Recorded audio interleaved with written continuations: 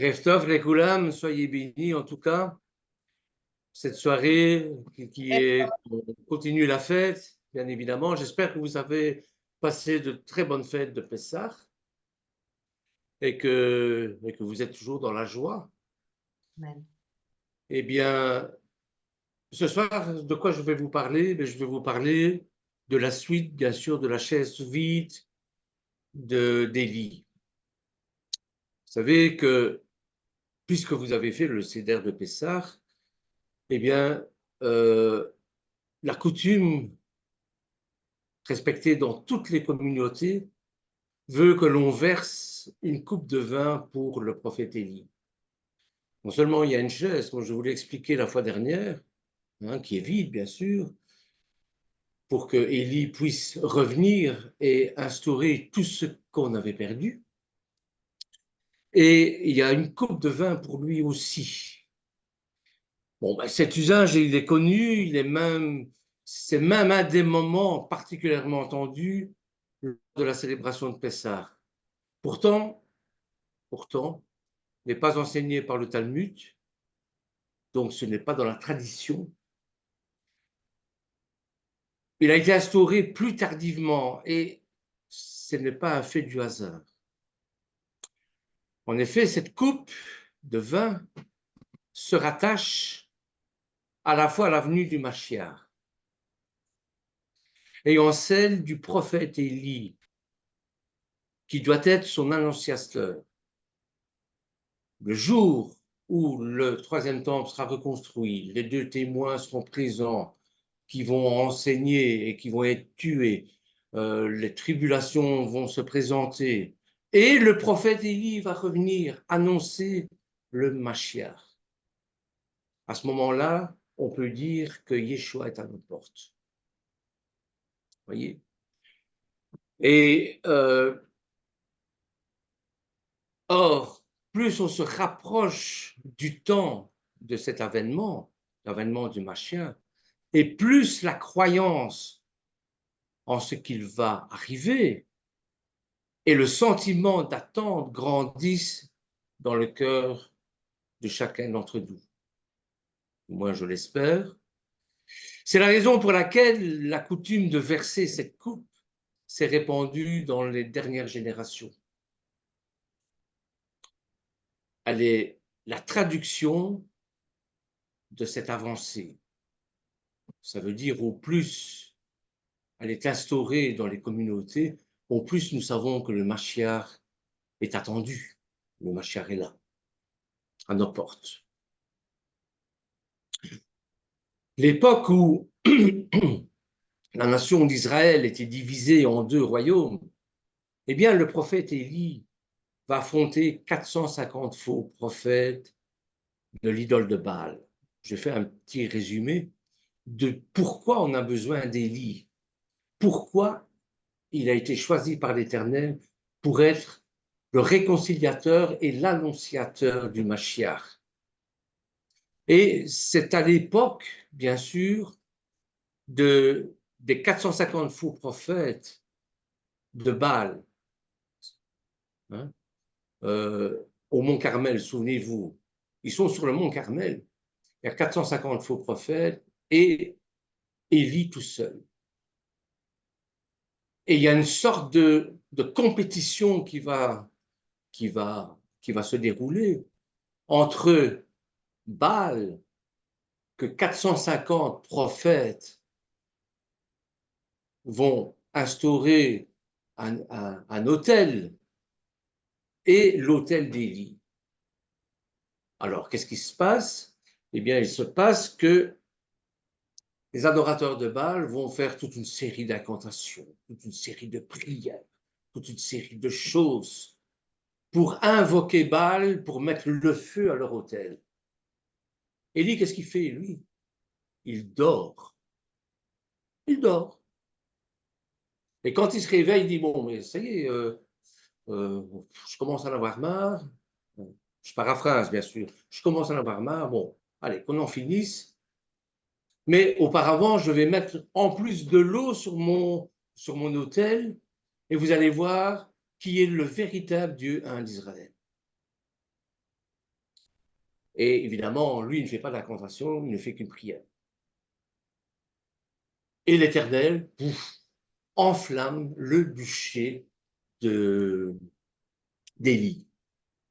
Donc voilà. Donc,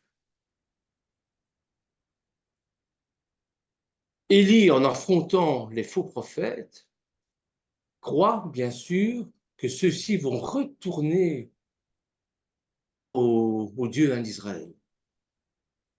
C'est sa conviction. Mais ça ne se passe pas comme ça, évidemment. Ça ne se passe pas comme ça. Le roi du royaume du Nord, Achav, qui était juif, lui, hein, qui est juif, qui était marié avec Jézabel, qui était une Phénicienne, eh bien, envoie un message au prophète Élie. Elle lui dit ceci: demain, à la même heure, je te rendrai semblable à l'un de ceux-là, à ceux que tu as tués. En d'autres termes, je veux ta peau. Élie s'enfuit et 40 jours plus tard, il arrive à une grotte sur le mont Sinaï où il passe la nuit. Et là, complètement désespéré, puisqu'il espérait que tout le monde revienne au Dieu d'Israël, puisque contre ça, qu'est-ce que vous voulez dire, qu'est-ce que vous voulez faire? C'est la preuve A plus B que l'Éternel un d'Israël est le vrai Dieu.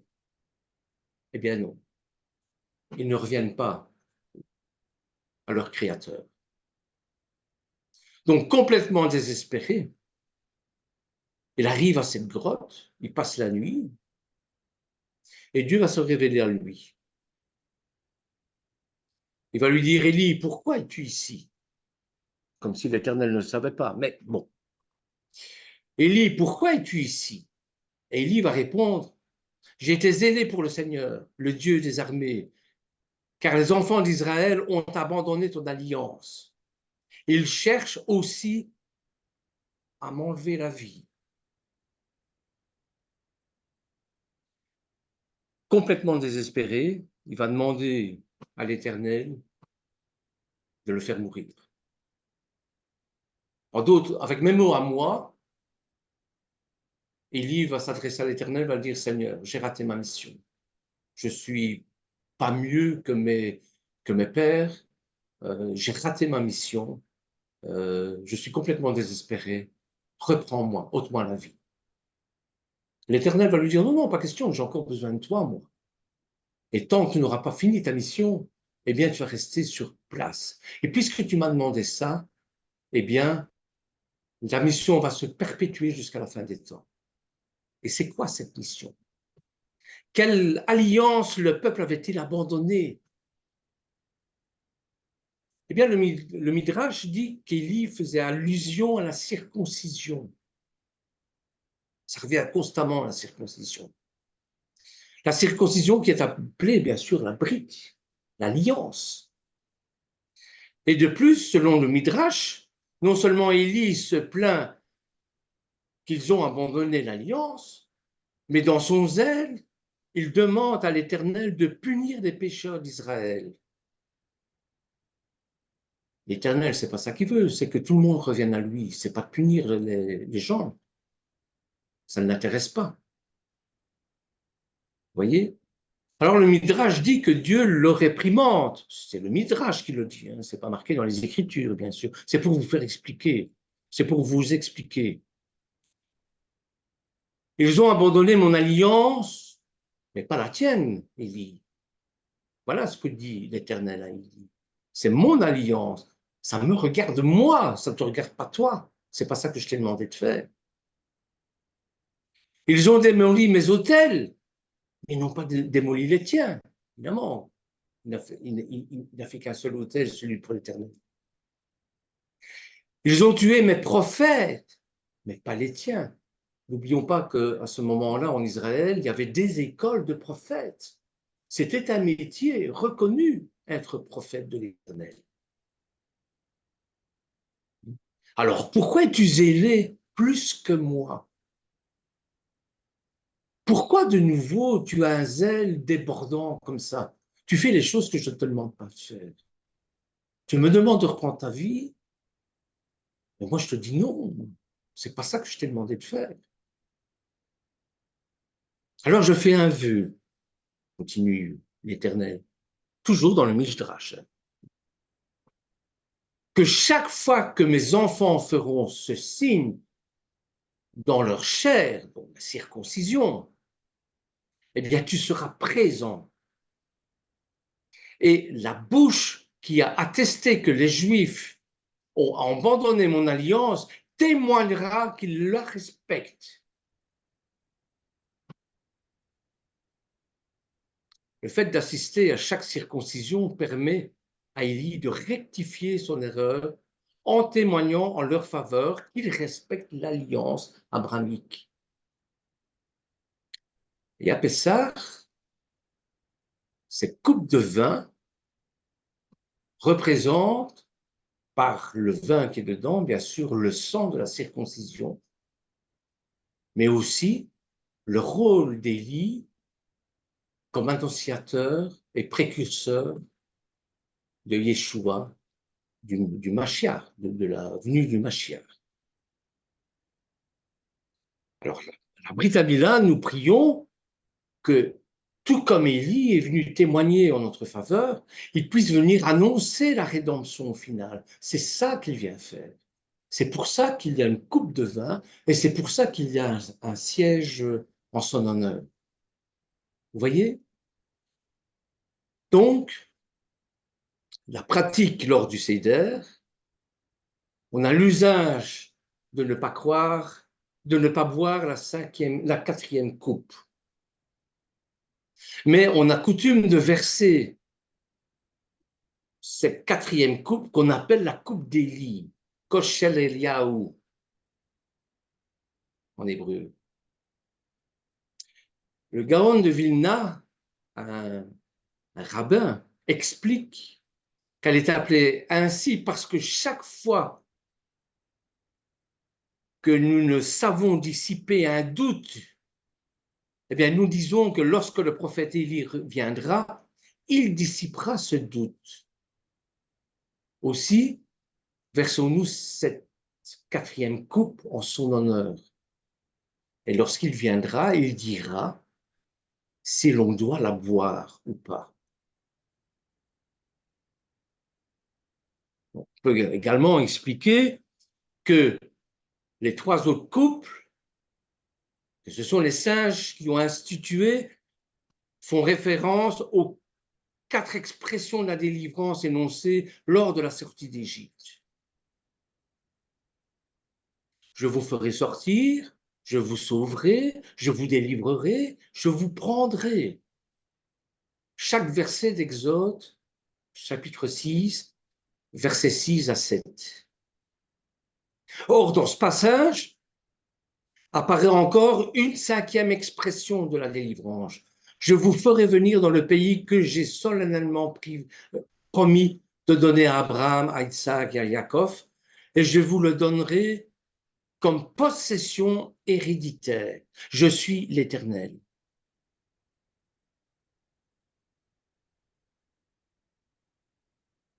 Dans la mesure où cette expression n'est pas directement liée à la sortie d'Égypte, eh bien, les sages d'Israël, qui ont instauré toutes ces traditions, tous ces rites, n'ont pas obligé à boire en référence à elle, cette quatrième coupe.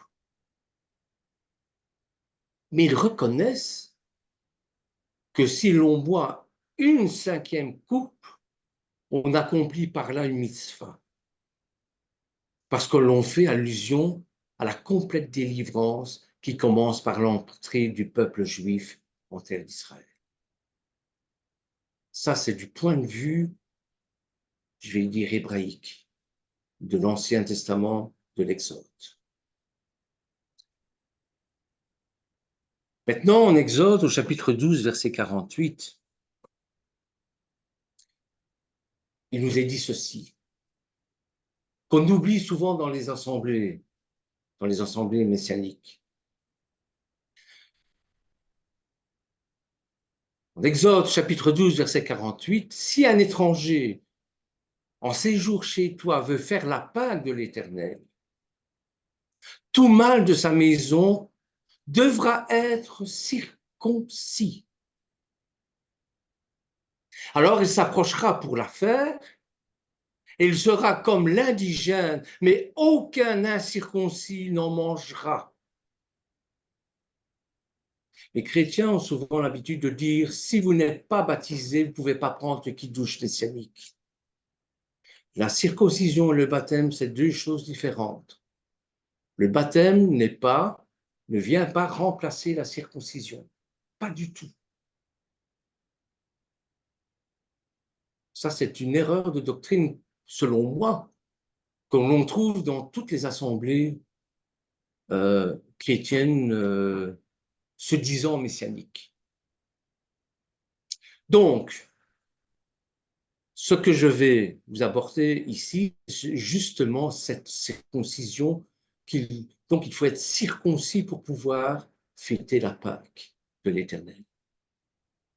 Et depuis la sortie d'Égypte, c'est la première fois que les Hébreux vont fêter Pessah en terre promise. Et nous retrouvons le même principe dans Josué au chapitre 5, verset 10, qui nous dit, les Israélites campés à Gilgal célébrèrent la Pâque le 14e jour du mois, vers le soir, dans les plaines de Jéricho. Bon, ok. Cette nouvelle célébration n'est rendue possible que par une seule chose, par le sang de la Brit Mila, par le sang de la circoncision. Josué chapitre 5, verset 2, regardez ce qu'il nous dit. En ce temps-là, l'Éternel dit à Josué, c'est pas Josué de lui-même qui le fait, c'est l'Éternel qui commande à Josué. Munis-toi de lame tranchante et fais subir une nouvelle circoncision aux enfants d'Israël. Sans ça, la Pâque ne peut pas se faire. On peut se référer, bien sûr, au Lévitique chapitre 17, verset 11, qui nous dit que l'âme de la chair est dans le sang. Je vous l'ai donné sur l'autel afin qu'il servît d'expiation pour vos âmes, car c'est par l'âme que le sang fait expiation. Est-ce que vous comprenez maintenant le rapport qu'il y a entre la coupe d'Élie et le sang de la circoncision, qui est obligatoire pour fêter le Pessah de l'Éternel? Les Hébreux n'avaient pas été circoncis dans le désert. Donc, ils ne pouvaient en aucune manière célébrer la Pâque, comme l'ordonne la Torah, en Exode chapitre 12, verset 48. On va le prendre à partir du verset 47. Exode chapitre 12, verset 47. Toute l'assemblée d'Israël fera la Pâque. Et si un étranger en séjour chez toi veut faire la Pâque de l'Éternel, tout mâle de sa maison devra être circoncis. C'est la condition sine qua non. Alors, il s'approchera pour la faire, il sera comme l'indigène, mais aucun incirconcis n'en mangera. La même loi existera pour les indigènes comme pour l'étranger en séjour au milieu de vous. C'est donc le renouvellement de la circoncision rappelant la promesse abrahamique qui va permettre aux Hébreux d'entrer en terre promise.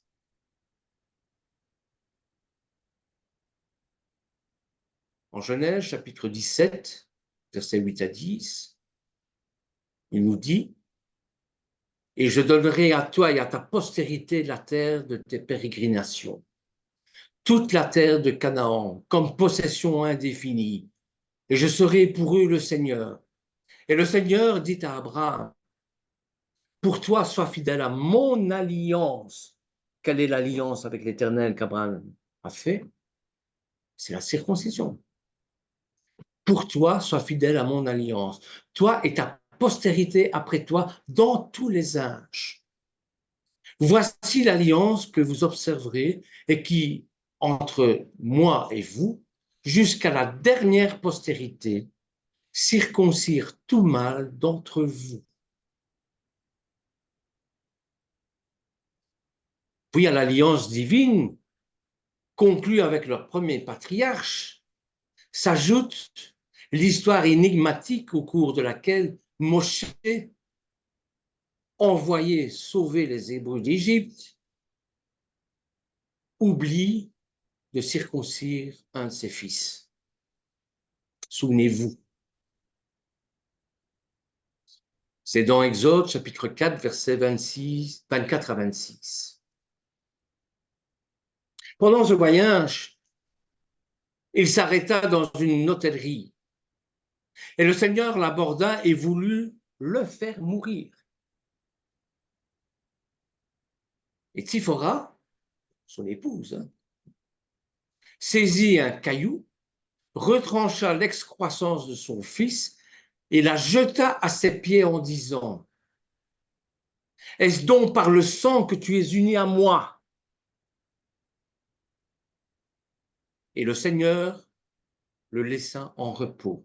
Et elle dit alors: Oui, tu m'es uni par le sang grâce à la circoncision. Vous voyez à quel point la circoncision est quelque chose d'important et qu'on oublie. Après l'entrée en Eretz Canaan, l'Éternel s'adresse à Josué. L'Éternel dit à Josué, c'est dans Josué chapitre 5, verset 9, à présent j'ai écarté de vous l'ignominie de l'Égypte, c'est-à-dire l'idolâtrie. L'Égypte, c'est l'idolâtrie. Canaan, c'est la perversité, c'est l'immoralité, surtout l'immoralité sexuelle. Ça, c'est Canaan. L'idolâtrie, c'est l'Égypte. Et l'on donna à cet endroit le nom de Gilgal, qu'il a conservé jusqu'à ce jour. Gilgal, c'est l'opprobre de l'Égypte. Et cet opprobre de l'Égypte, Aruphat en hébreu, désigne le prépuce, excroissance de chair, symbolisant l'impureté régnant en Égypte. Mais comment expliquer cette expression appliquée a priori aux Hébreux, alors même que les Égyptiens étaient eux-mêmes circoncis? Toutes ces peuplades-là étaient pratiquement presque toutes circoncises. Je dis presque toutes. En Jérémie chapitre 9, versets 24 à 25, nous dit ceci: Mais que celui qui veut se glorifie d'avoir de l'intelligence et de me connaître, de savoir que je suis l'Éternel, qui exerce la bonté, le droit et la justice sur la terre. Car c'est à cela que je prends plaisir, que l'Éternel, car c'est à cela que je prends plaisir, dit l'Éternel. Voici les jours viennent, dit l'Éternel, que je châtierai tous les circoncis qui ne sont pas de cœur. Voilà, vous avez compris maintenant qu'il faut plusieurs circoncisions. Il est probable que cette notion d'impureté écartée par Yehoshua, par Josué, dès l'entrée des fils d'Israël en terre promise, trouve son origine dans le livre de Bamidbar, dans le livre des Nombres, lors de la rébellion des Hébreux contre leur Salvateur, contre Aaron et Moshe. C'est dans Bamidbar, chapitre 14, versets 2 à 3. Voici ce qu'il nous dit.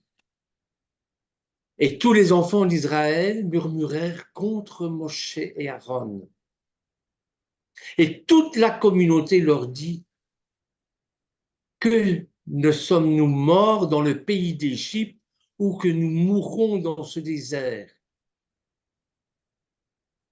Et pourquoi l'Éternel nous mène-t-il dans ce pays-là pour y périr par le glaive, nous voir ravir nos femmes et nos enfants? Certes, il vaut mieux pour nous retourner en Égypte.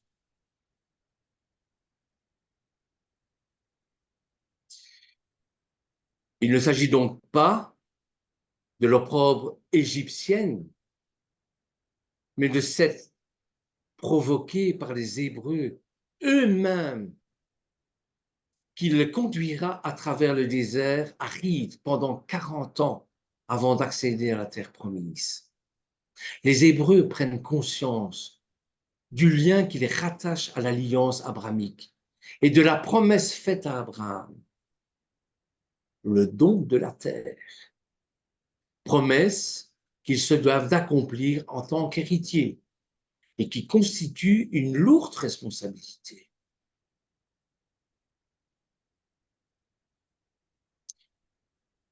Évidemment, ça pose les fondements de l'accomplissement de la sortie d'Égypte et du don de la Torah au mont Sinaï. Elle rappelle sciemment le lieu de Gilgal signifiant « j'ai écarté » ou l'opprobre de l'Égypte. J'ai enlevé l'opprobre de l'Égypte. Gilgal, vous avez Golé, Galout, Géoula. La Galout, c'est la diaspora. La Géoula, c'est la délivrance. Ce sont les mêmes racines. Golé, c'est l'exil, où il faudra le Aleph qui ajouté au Dam, au sang, qui donne Adam, pour donner la Géoula, la délivrance, la rédemption.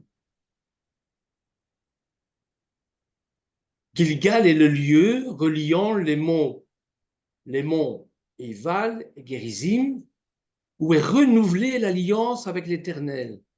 Vous verrez ça dans Deutéronome chapitre 11, verset 29. Et où, après avoir passé le Jourdain à pied, les fils d'Israël s'installent.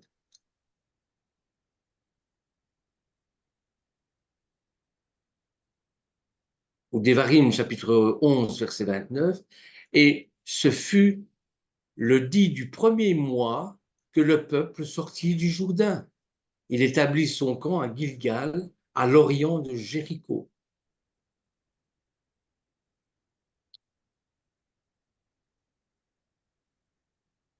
Le dit du premier mois correspond exactement à la date à laquelle les Hébreux tiennent l'anneau pascal devant leur porte afin de le sacrifier. Témoignant ainsi de leur confiance envers l'Éternel, ainsi que de leur volonté sincère de se détacher des faux dieux d'Égypte. En réalité, en égorgeant l'agneau, c'est comme s'il se faisait circoncire.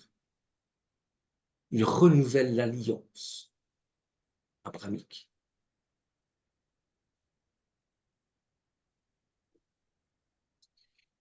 Exode chapitre 12, versets 3-4. Parlez à toute la communauté d'Israël en ces termes. Au 10e jour de ce mois, que chacun se procure un agneau pour sa famille paternelle, un agneau par maison. Celui dont le ménage sera trop peu nombreux pour manger un agneau s'associera avec son voisin le plus proche de la maison, selon le nombre de personnes, et chacun selon sa consommation, réglera la répartition de l'agneau. Mais c'est quoi cette circoncision? Oui, d'accord, c'est un bout de chair qu'on enlève. Mais bon, quelle est sa signification? Eh bien, l'élément qui fait l'importance de la Pâque, c'est le sang. Le sang pour la rémission des péchés, pour le pardon des péchés. Il n'y a pas de pardon sans effusion de sang. Dam en hébreu, qui a la valeur numérique de 44, comme le terme talé, qui est l'agneau. Tiens, c'est bizarre. L'agneau 44, talé 44. Voyez? L'agneau, c'est une divinité égyptienne aussi, sacrifiée pour les épargner de l'ange exterminateur des premiers-nés. Le sang versé fait référence, entre autres, à la circoncision. On revient toujours à ça. Dans la Bible, la circoncision, c'est l'acte rituel consistant à retirer le prépuce d'un enfant ou d'un adulte. On peut se faire circoncire en étant adulte. Hein. Dans la culture juive, ça avait lieu 8 jours après la naissance, Shemini, le 8e jour. Parce que le 8e jour, évidemment, ça a une dimension spirituelle. Jusqu'au 7, on est toujours sur le plancher des vaches. Mais le 8e, on entre dans une autre dimension. Et c'est pour ça qu'on va circoncire les enfants le 8e jour. Parce que là, eh bien, c'est une entrée vraiment dans la dimension de l'éternel. Donc, l'Éternel a institué la circoncision pour la première fois dans la Genèse au chapitre 17, lorsqu'il a conclu une alliance éternelle avec Abraham. Et cet acte a démontré l'engagement des Israélites à l'alliance et à laisser Dieu être Dieu dans leur vie. Non seulement ils entrent dans la dimension 8 de l'éternité, enfin du moins de l'éternel, mais ils laissent entrer l'éternel chez eux. Cela leur a également rappelé la part de l'Éternel de l'alliance, qui était que Dieu avait promis de faire d'Abraham le père de nombreuses générations, qu'il serait un Dieu fidèle et personnel, et qu'il leur donnerait un pays à eux. Aujourd'hui, on ne peut plus dire qu'un juif est un juif errant. C'est un peuple, c'est une nation liée à une terre terrestre, qui est Israël, une terre spirituelle, qui est Israël. D'autres références de l'Ancien Testament qui se réfèrent à la circoncision se trouvent dans l'Exode chapitre 12, versets 43 à 49, bien sûr, hein, comme je viens de le citer, et qui indiquent que la circoncision est une exigence pour la participation de la Pâque. Et c'est pour ça que plus tard, dans Josué chapitre 5, avant la bataille de Jéricho, eh bien, Josué circoncit tous les mâles nés dans le désert. Pourquoi avant la bataille de Jéricho? Parce que la bataille de Jéricho, c'est une bataille terrestre, mais c'est une bataille spirituelle aussi. Deutéronome Devarim, chapitre 10, verset 6, fait référence à la circoncision du cœur, afin que les Israélites aiment et obéissent au Seigneur. Et ça, Paul va très bien l'expliquer. Ce n'est pas parce qu'on est circoncis de chair qu'on est au Seigneur, qu'on est à l'Éternel. Si ça en reste qu'un rite, bon, c'est un peu comme les chrétiens qui vont se faire baptiser, mais qui ne sont pas au Seigneur. Ça reste un rite. Ou les chrétiens qui vont se marier à l'église parce que papa et maman se sont mariés à l'église. Vous voyez? Donc, le Nouveau Testament, la Brit Hadasha, nous montre que la coutume juive de la circoncision était encore répandue dans leur société. Verrez ça dans Luc, chapitre 1, verset 59, et au chapitre 2, verset 21. Et ces deux chapitres et les versets nous disent que 8 jours après leur naissance, Jean et Yeshua ont été circoncis. Et Paul a également été circoncis 8 jours après sa naissance. Ça veut dire c'est normal. Il est de la tribu de Benjamin, c'est un juif. Et plus tard, alors que le christianisme s'étendait aux gentils, aux nations, La circoncision est devenue une source de division. Et certains juifs croyaient que la circoncision était nécessaire pour le salut. Et d'autres croyaient que les chrétiens païens devaient observer la loi de Moshe. Et nous pouvons lire ces disputes dans Actes au chapitre 15 et la réponse de Paul dans Galates chapitre 5 et 6 et Romains 2 est extraordinaire.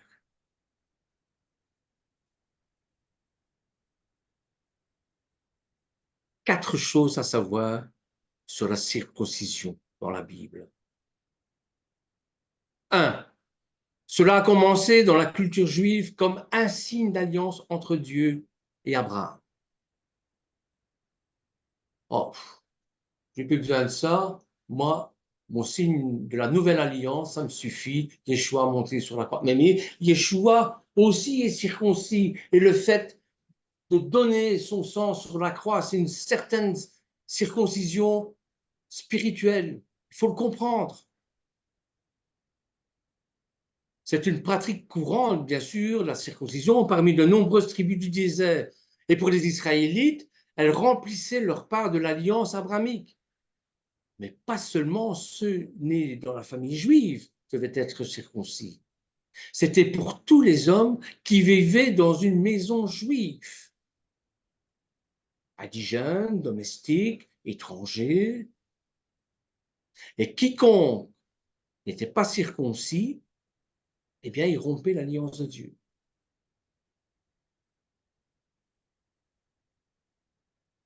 D'autres cultures qui pratiquaient la circoncision l'ont fait comme rite de passage. Ça ne veut pas dire par là que le juif qui se fait circoncire le 8e jour n'est pas une sorte de rite de passage. Les Égyptiens, par exemple, les Édomites, les Ammonites, les Moabites pratiquaient une forme de circoncision sur les jeunes hommes à la puberté, un peu comme les musulmans, ou avant le mariage, parce qu'il y a une notion de sacralisation derrière. Ils avaient très bien compris. Ceux qui ne pratiquaient pas la circoncision, ben, c'étaient les Philistins, par exemple, les Assyriens, les Babyloniens, les Grecs, les Romains, au point même qu'à Hanouka, pour pouvoir participer aux Jeux olympiques, les Juifs étaient obligés de se regreffer un prépuce. Vous voyez? Donc, un manque de circoncision signalait l'impureté, l'impiété. Deuxième chose, la circoncision est parfois renforcée et protégeait les Israélites. C'est le cas de l'attaque de Dina, par exemple, par Sichem. Consigné dans Genèse chapitre 34, souvenez-vous du viol de Dina. Une proposition de mariage a été acceptée sous réserve que les Shichémites soient circoncis. Cependant, l'état d'affaiblissement des hommes, les fils de Jacob se vengèrent en tuant et en pillant les Shichémites. Donc, moralement, c'est pas bien. Avant la bataille de Jéricho, puisqu'on est juste avant la bataille de Jéricho, Yehoshua, Josué, a circoncis les hommes avant qu'ils ne commencent leur marche pour conquérir la terre promise. Et ce sont les fils de la génération qui a refusé d'obéir à Dieu lorsqu'il les a amenés à la terre promise pour la conquérir et l'occuper. Et puisque la circoncision était un signe de dévotion au Seigneur, eh bien, ces hommes devaient remplir leur part de l'alliance abrahamique avant que la bataille de Jéricho puisse avoir lieu. Je vous le dis, c'était une bataille spirituelle également.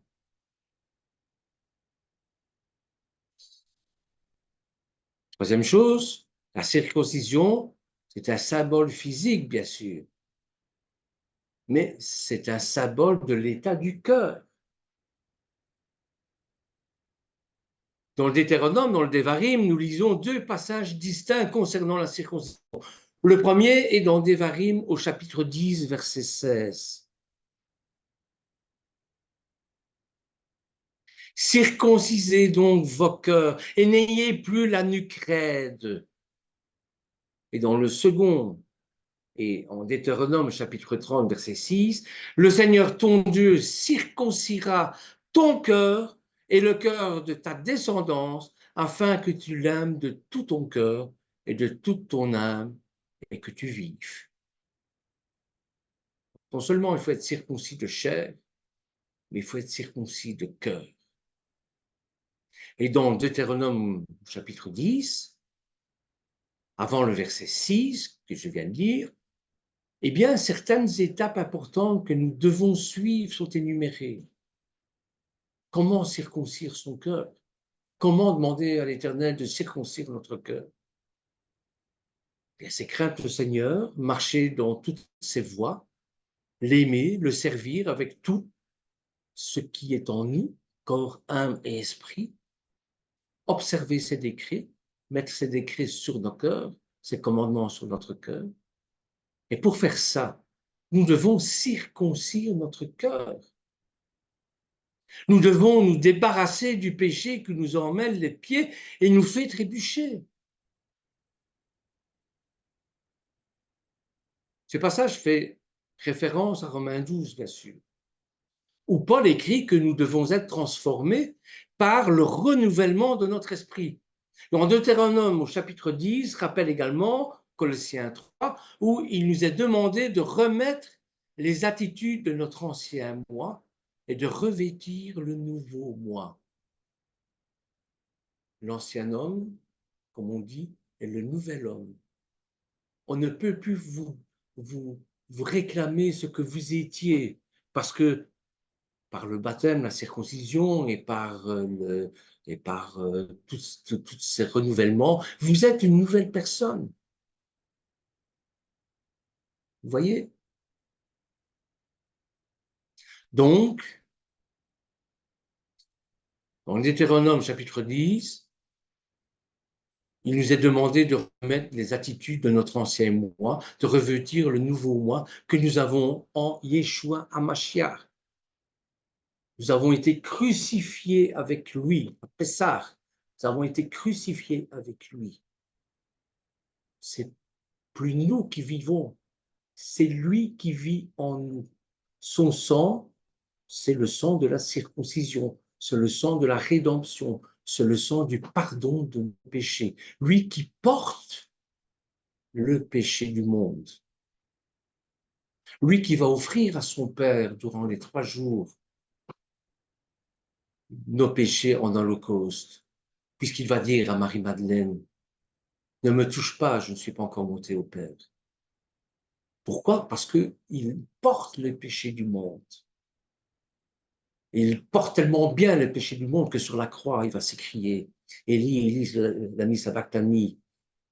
Mon Dieu, pourquoi m'as-tu abandonné? Mais l'Éternel ne peut pas cohabiter avec le péché. Vous voyez? La circoncision du cœur nous purifie. Mais nous ne devons pas lutter seuls, bien sûr. C'est Yeshua qui lutte avec nous. Et c'est pourquoi dans Deutéronome chapitre 30, verset 6 que je viens de lire, nous découvrons que l'Éternel fait œuvre en nous. Nous sommes des partenaires volontaires, alors que nous cultivons un respect profond et révérencieux pour le Seigneur. Nous nous associons à l'œuvre de Dieu lorsque nous disons non à l'impiété. Ils disons oui au dur travail de maturation en Yeshua, au Mashiach. Et quand nous aimons Dieu, si nous disons que nous aimons Dieu, eh bien, nous lui obéissons. Nous pouvons apprendre des Israélites et circoncire nos cœurs afin de ne pas avoir le cou raide, mais de nous incliner devant lui dans l'adoration, l'obéissance. La circoncision est un symbole de l'attitude de notre cœur envers l'Éternel. Quatrièmement, la circoncision est devenue un sujet de division dans les églises. Alors que les gentils se sont greffés dans la famille de Dieu sur l'olivier franc, certains juifs croyaient que ces chrétiens gentils devaient suivre complètement la loi juive, y compris la circoncision. Et d'autres croyants juifs ont tissé le salut et la circoncision ensemble, faisant dépendre le salut de la circoncision. Mais non, le salut ne dépend pas de la circoncision. Le baptême ne dépend pas du salut. Ni la circoncision, ni le baptême nous apportent salut. Il n'y a que Yeshua à Mashiach qui est notre salut.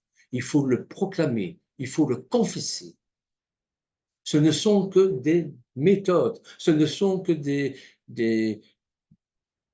plus que des rites. Vous voyez? Ce ne sont que des moyens. Mais le but, c'est Yeshua. Paul s'est prononcé entre l'imposition de la circoncision physique, chrétien, païen. Il a déclaré, je le cite, la circoncision a de la valeur si vous obéissez à la loi. Mais si vous enfreignez la loi, vous êtes devenus comme si vous n'aviez pas été circoncis. Donc, si vous êtes circoncis de chair, vous appartenez au peuple hébreu. Vous êtes sous la loi mosaïque. De toute manière, on est sous la loi mosaïque. C'est dans Romains chapitre 2, verset 25. Et dans Galates au chapitre 5, verset 2, il est écrit que ceux qui décident de se faire circoncire physiquement essaient alors de se justifier par la loi et non par la grâce de Dieu. C'est une couillonnade. Paul a réglé cette division parmi les croyants en dirigeant les gens vers la grâce de Yeshua. Il les a appelés à se souvenir de l'ensevelissement et de la résurrection de Yeshua en leur rappelant le pardon des péchés et la suppression du mur de séparation de l'hostilité entre eux et le Seigneur. Dans Éphésiens chapitre 2, verset 14. Et il conclut le débat dans 1 Corinthiens chapitre 7, verset 19, où il écrit « La circoncision n'est rien, et l'incirconcision n'est rien. Que vous soyez circoncis ou vous soyez incirconcis, ça n'a pas d'importance. Gardez les commandements de Dieu. C'est ça qui compte. La repentance et la foi sont ce qui apportaient le plus dans le débat de l'Église primitive sur la question de savoir si le chrétien devait être circoncis. Faut-il devenir juif pour être sauvé? C'est ça le fond du problème.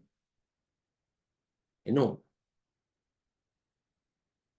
La mission du juif, c'est de nous amener à Yeshua. Et la mission du gentil, du non-juif, c'est de montrer aux juifs que leur Messie juif nous a sauvés et a transformé notre vie.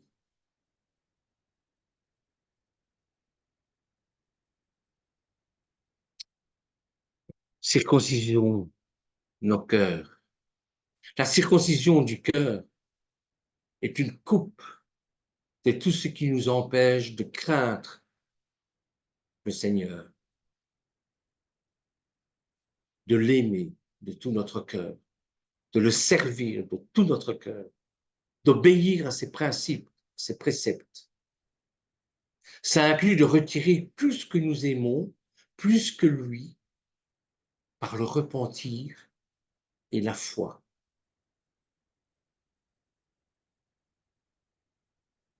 Les idoles nous rendent muets, muets et sourds, incapables d'entendre ou de répondre au Seigneur. Eh bien, frères et sœurs,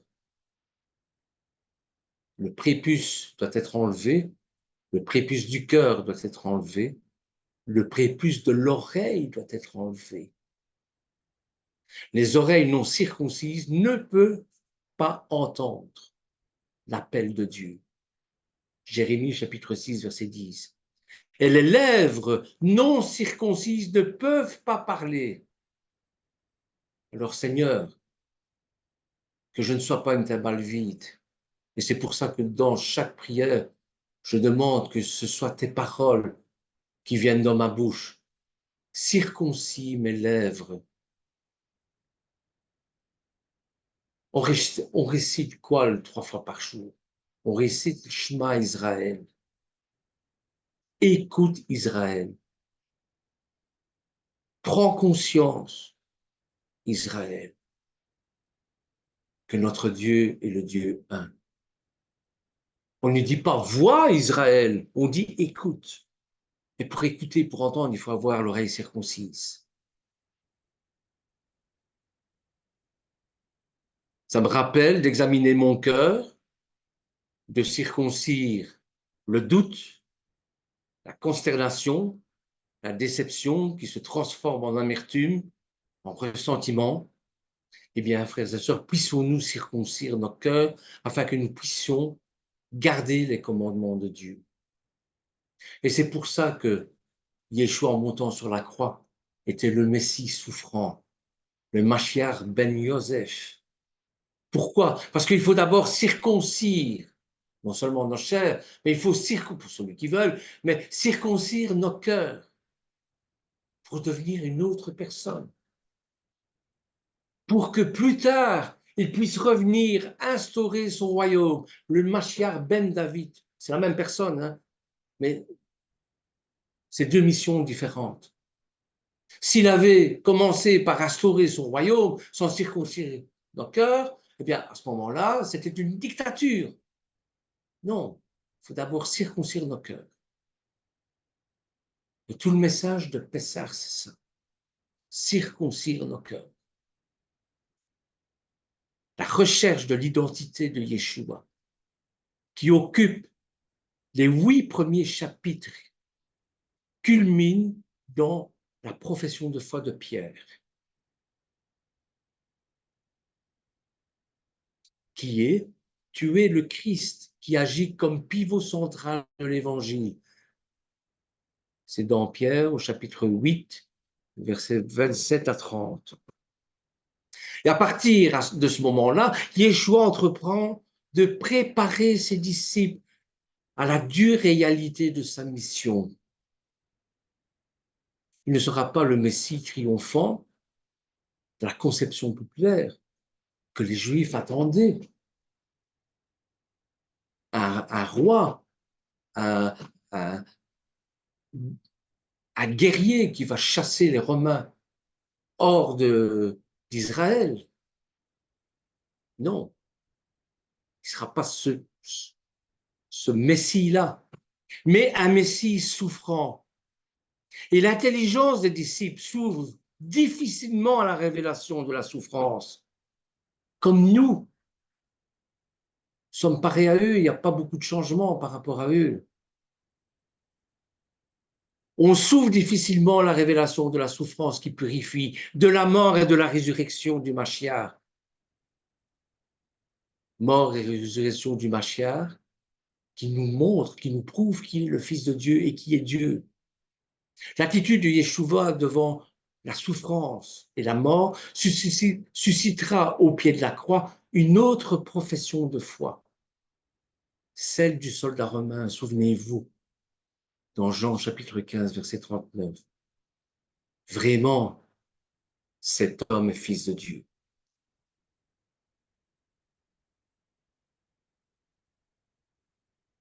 En regard de ce type de Messie souffrant, Yeshua des exigences radicales pour quiconque veut être son disciple, car il faut marcher à sa suite sur un chemin où l'espérance d'entrer chez Dieu ou de laisser entrer l'Éternel en nous n'éclipse pas les épreuves de la vie, que du contraire.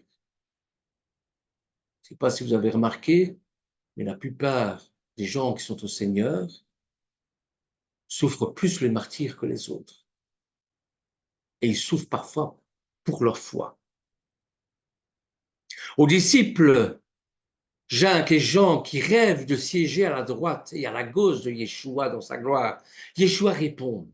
Alors c'est magistral ce qu'il répond. Vous ne savez pas ce que vous demandez. Pouvez-vous boire la coupe que je vais boire et être baptisé du baptême dont je vais être baptisé? Et lui dire, effrontément, nous pouvons. Et Yeshua leur dit, la coupe que je vais boire, vous la boirez. Le baptême dont je vais être baptisé, vous en serez baptisé. Quant à siéger à ma droite ou à ma gauche, il ne m'appartient pas de l'accorder, mais c'est pour ceux à qui cela a été destiné. En suivant le chemin d'Yeshua, il est donc important de toujours avoir à l'esprit la question qui est Yeshua et d'être capable d'y répondre. La personne de Yeshua se situe, comme il se doit, au cœur de la Brit Hadasha, de la Bessorat Tova. Il s'agit de se laisser saisir par sa mort et sa résurrection. C'est ça être disciple, frères et sœurs. Nous souffrons, nous mourrons, nous ressuscitons avec Yeshua.